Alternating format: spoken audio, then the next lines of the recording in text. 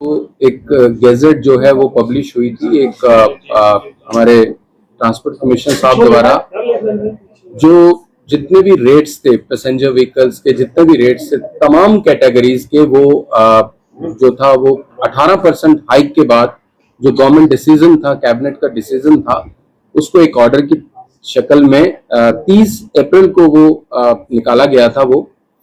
और उसमें हर एक कैटेगरी की जो भी गाड़ियां हैं उनके किराए जो थे वो तय किए गए थे। 18% का हाइक जो है गवर्नमेंट ने इसको माना था और वो ही ऑर्डर जो था वो निकला था।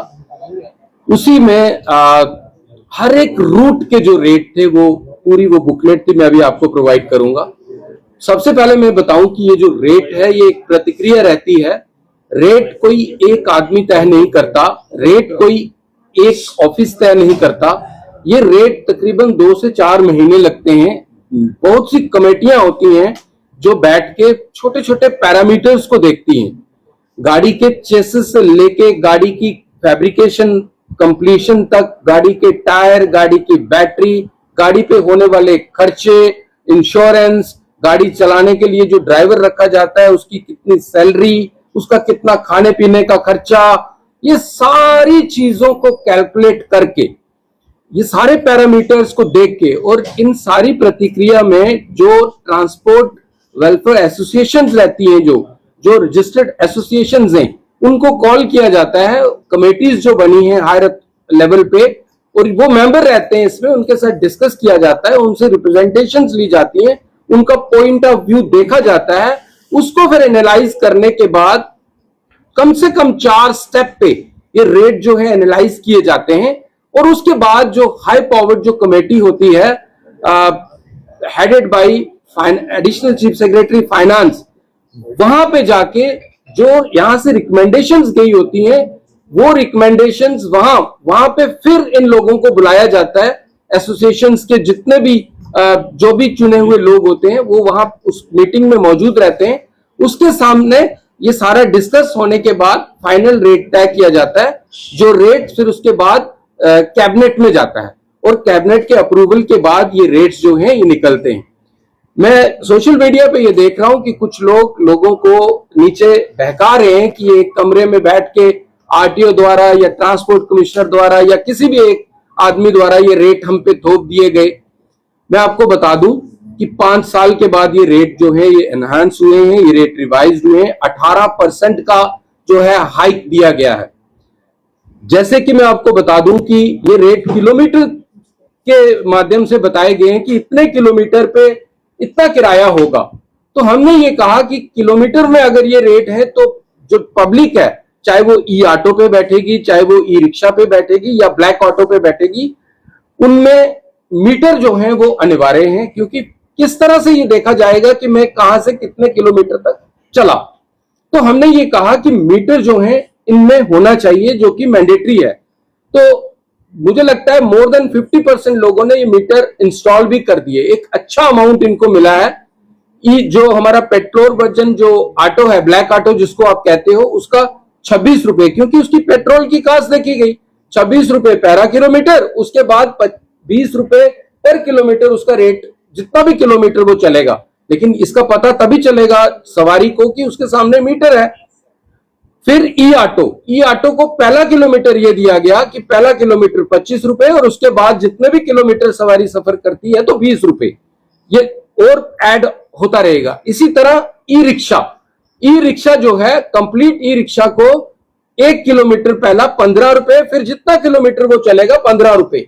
अब अगर आप कहते हैं कि रेट, ऑटो की कीमत है 5 लाख, मैं एक एग्जांपल दे रहा हूं, ई रिक्शा की कीमत है 2 लाख, तो ये सारे एनालिसिस कास्ट बेस पे होता है कि किसकी कितनी लागत है।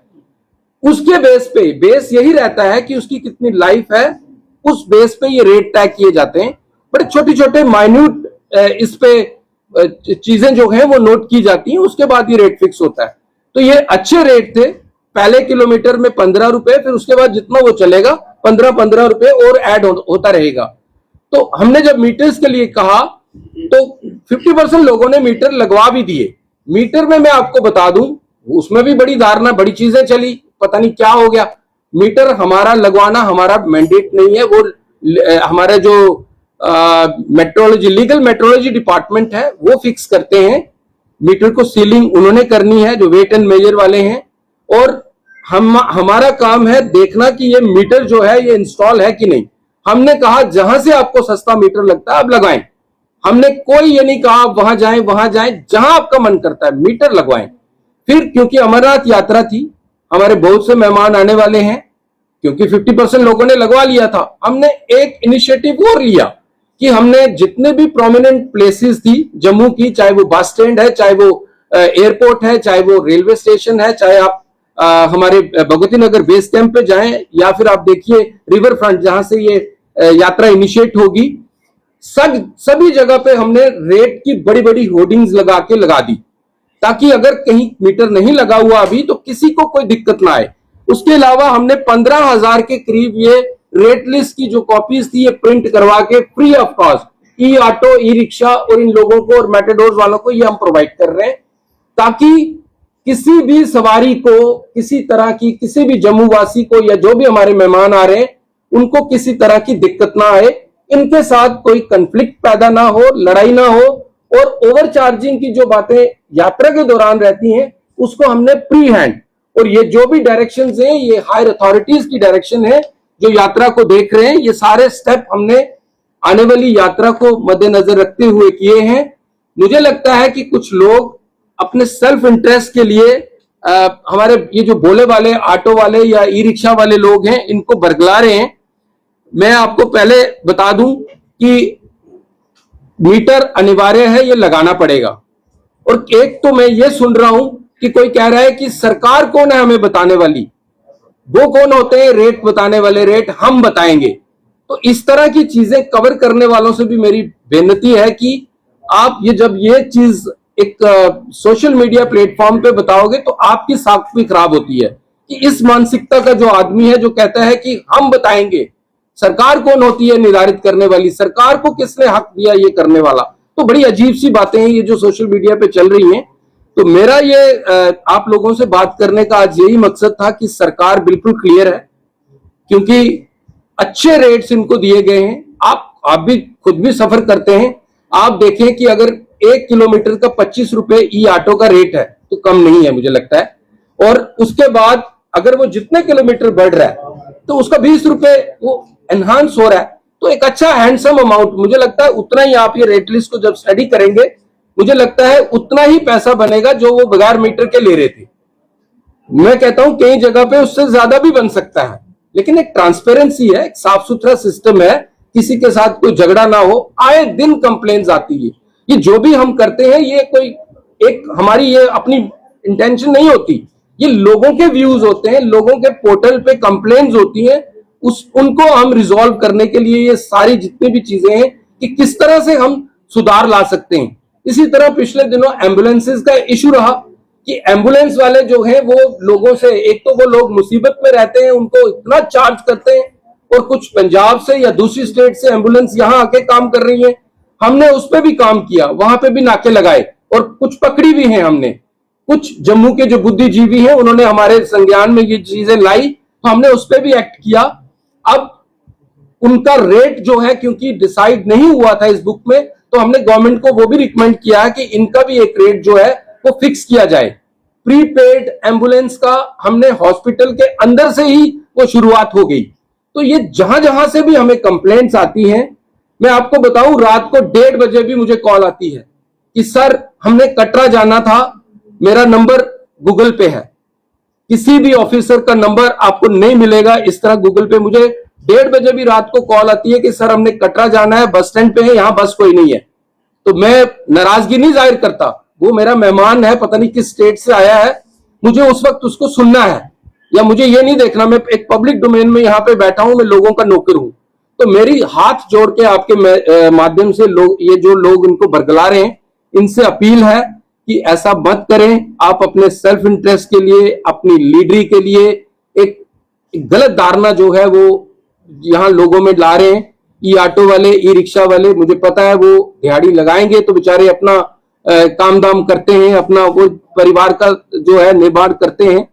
तो मेरी बस यही था मेरा कि मैं आप लोगों के माध्यम से ये ई ऑटो वाले, ई रिक्शा वाले या जो भी ब्लैक ऑटो वाले हैं, उनको मैं रिक्वेस्ट करना चाहता हूं कि इन अफवाहों में मत आए और ऐसे लोगों की जो मानसिकता है, जो कहते हैं कि हम सरकार कौन है, हम तय करेंगे, इनसे जरा दूर रहें, नहीं तो नुकसान आपका होगा। इनका तो अपना कोई ऑटो भी नहीं है, इनका कोई अपना ई रिक्शा भी नहीं है। जब ये एनफोर्समेंट की टीम्स जॉइंट निकलेंगी तो वो आप होंगे उस वक्त सामने। आपको ये देख के चलना है, ये जो फ्री ऑफ कॉस्ट हम ये डिस्ट्रीब्यूट कर रहे हैं, आप इसको एटलीस्ट डिस्प्ले कर दीजिए, ताकि कोई भी सवारी आए, उस सवारी को ये आपको लड़ाई ना करनी पड़े। ये सारी प्लेसेस हैं, कहां से कहां कितने किलोमीटर है और कितना किराया जो है वो बनता है, ये आप डिस्प्ले कर दीजिए। और ये भी मैंने सुना कि मीटर से हमें कुछ नहीं है, सिर्फ किराया के ऐसा, तो किराए का मैंने आपको बता दिया कि ये गवर्नमेंट का प्रेरोगेटिव रहता है। गवर्नमेंट बड़ी ही स्क्रीनिंग के बाद ये जो रेट्स हैं ये तय करती है। इतना ही मुझे कहना था। Thank you very much. एक सवाल रहेगा कि कुछ लोग कह रहे हैं कि जो मीटर्स लग रहे हैं उसमें कहीं ना कहीं आरटीओ साहब की कमीशन है, इस बात में कितनी सच्चाई है? जिस दिन कोई साबित करेगा, मेरा रेजिग्नेशन यहां सबके सामने बोल रहा हूं, ले जाना। एक बात। दूसरा बात, किसी के कहने से कुछ नहीं होता। मैं जब आपको बोल रहा हूं कि मैं कहता हूं कहीं से जाओ, दिल्ली से लो, इधर से लो, कहीं से भी ले लो मीटर, मेरा कंसर्न नहीं है। मीटर मेरा लगवाना मेरा काम है कि मीटर होना चाहिए। लीगल मेट्रोलॉजी का डोमेन है और उनका जो वेट एंड मेजर डिपार्टमेंट है वो ये देखता है, उसको फिक्सिंग सीलिंग वो उनका काम है। मीटर इंस्टॉल करवाने में रीजनल ट्रांसपोर्ट ऑफिसर या एआरटीओ मेरे जितने भी हैं, उनका कोई कहीं पे कोई रोल नहीं है। और ना ही हम कहते हैं कि ये कंपनी का लो या वो, जहां से आपका मन करता है मीटर लगवाएं। सर, जो विदाउट लाइसेंस चल रहे हैं उनके लिए